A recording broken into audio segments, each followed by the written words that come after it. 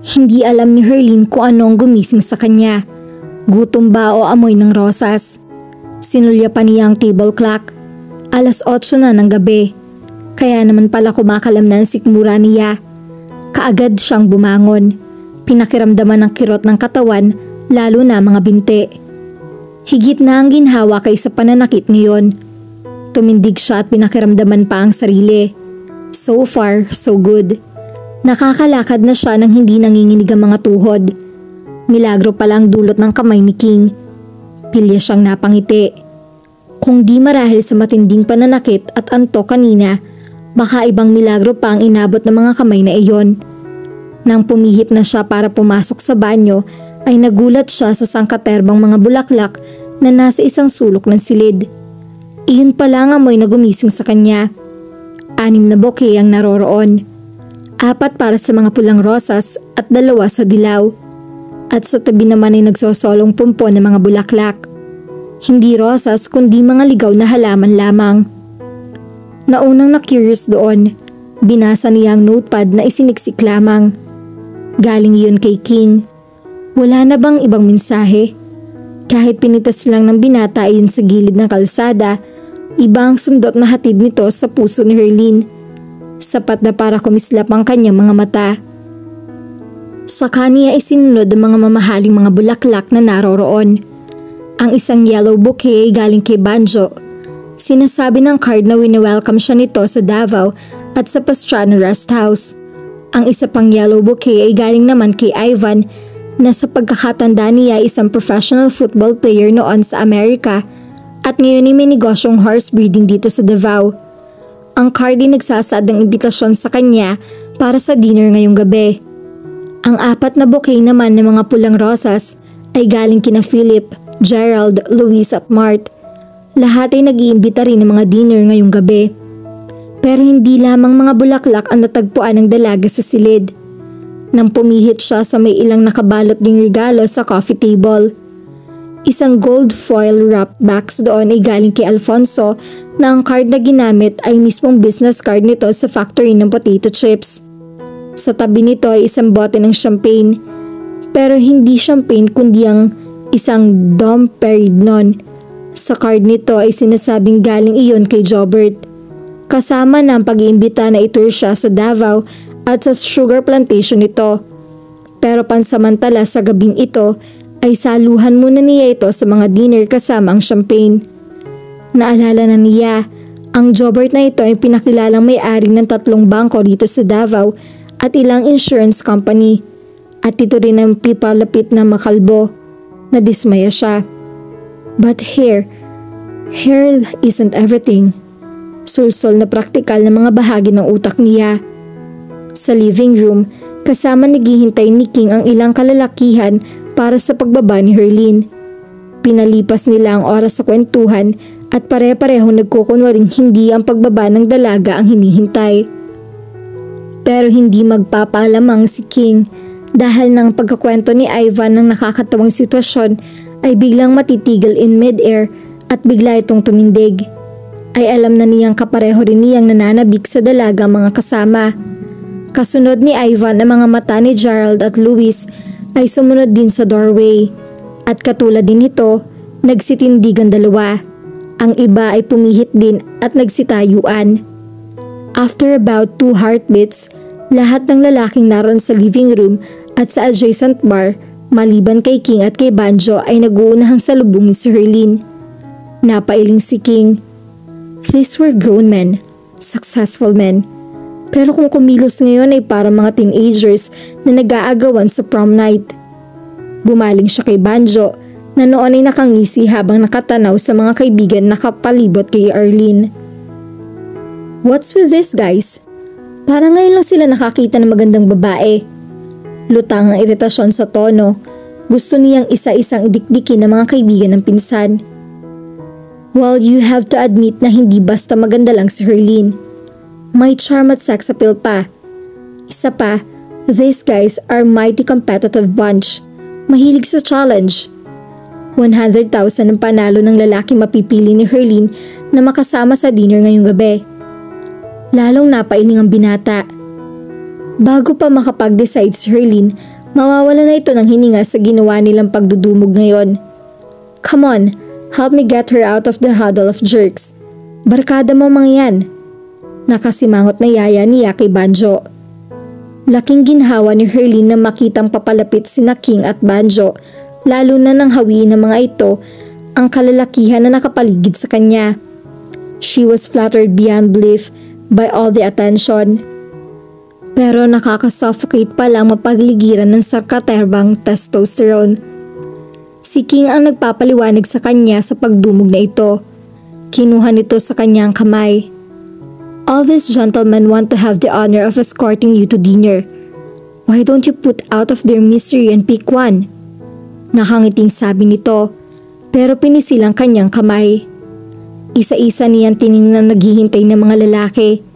Sinabi ng instinct niya ay pumili kaagad siya ng isa. Pero dahil lahat ay nakapabait sa kanya at napakasweet naman na nagpadala pa ng mga bulaklak at regalo, she hated to turn any of them down. How can I make such a decision? Nakangiti pero totoo sa sariling tono niya. Okay, ganito na lang. Sabat ni Banjo, kinuha nito ang golf cup na suot ng isang mga kaibigan. You guys put all your business card in the cup and Herlene can draw one from it. Makaka-dinner niya ang unang makukuha, coffee and dessert sa sunod at after dinner drink sa sunod pa. Pero sino ang mananalo sa prize? Tanong ni Ivan. Ang una makukuha? Ani Banjo. Isasama ko na rin sa cup ang business card namin ni King. Anong prize? Bulong ni Herlene kay King. Maliit na halaga lang para sa kung sinong sasamahan mong mag-dinner. Bawat isa ngayon sa ay kanya-kanya nang bumunot ng kanilang calling card sa bulsa at inilagay sa sombrero. Si King ay otomatikong binunot ang wallet, pero biglang natigilan ng huhugutin na ang sariling calling card. Sa halip ay kinuha nito ang isang calling card ni Banjo at nilagyan ng X ang harapan, saka isinulat sa likod ang pangalan. Bakit may nilagay ang pangalan mo doon? Saan ka kukuha ng isasali sa pustahan? May pagtatakang tanong ni Herlene. Kumindat sa kanyang binata. Si Banjo nang bahala roon, at kapag nanalo ako, swerte naman, I could use the cash. Sarkastiko ang ngiti niya. Salamat. I feel like a prize sa isang perya. Oh no, please don't. Bawi ni Ivan na naririnig ang sinabi niya. This is just a friendly bet. Talagang ganito lang kami. Pero win, lose or draw tonight, I'd be mighty pleased if you'd have dinner with me tomorrow evening. Hindi mangyayari yan. Singkit kaagad ni Luis na nakikinig din. I was planning on asking her myself. Hindi pa natatapos ang gabing ito ay imbitasyon na para sa dinner kinabukasan ang pinag-aagawan ng mga ito. Boys, we can work this out later. Awat ni Banjo. First things first. Inalog nito ang mga calling cards sa cup at tinabot yun kay Herlene. Gustong matawa ng dalaga. Ano kaya magiging reaksyon ng mga ito kung hihilingin niya sa kanya na lang mapunta ang 100,000? Nakangiti, pumikit siya nang ilagay ang kamay sa sombrero at sumulat na. Pero dalawa ang nakapa niya. Nagkadikit ang dalawang calling card. Pinitik ng daliri niya ang isa at naiwan ang isa pa na sa kanyang pinili. Somehow, she felt na ang pangalan ng mayamang nasa card ay critical na future niya. It could be him ang magsasalba sa kanya mula sa problema. Ibinigay niya ang card kay Banjo. Ikaw nang bumasa. Tiningnan ni Banjo ang card. Umangat ang isang kilay nito at unti-unting napangiti. Well.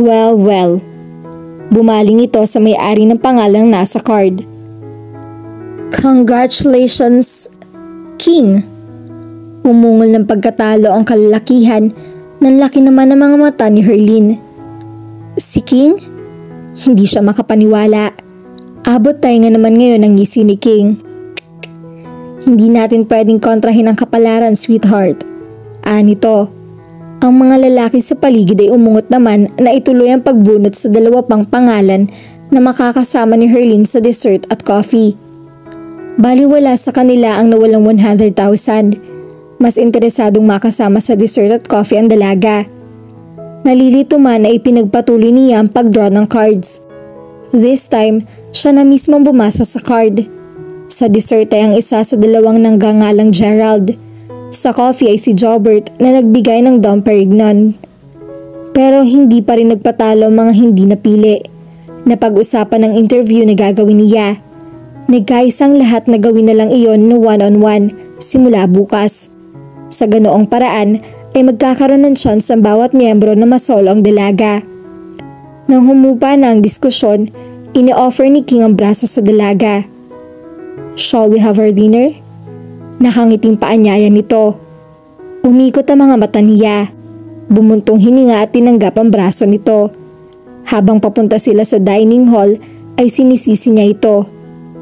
"Gusto kitang sakalin. Bakit kasi inilagay mo pa rin ang pangalan mo?"